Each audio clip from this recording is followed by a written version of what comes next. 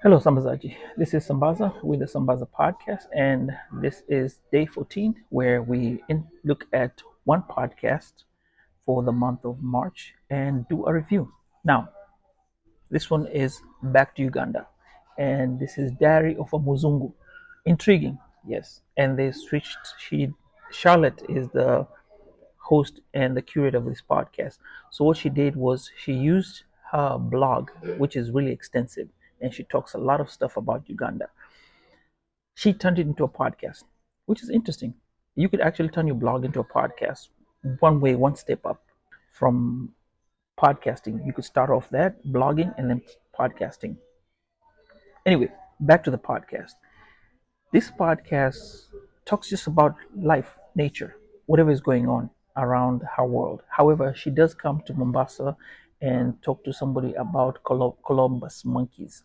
I don't know if I'm saying that right. Columbus monkeys. Columbus monkeys are generally in Diani, and what she does is she goes and discusses with a PhD holder who actually is working on a paper or a PhD regarding how the interaction is in Diani with these particular monkeys.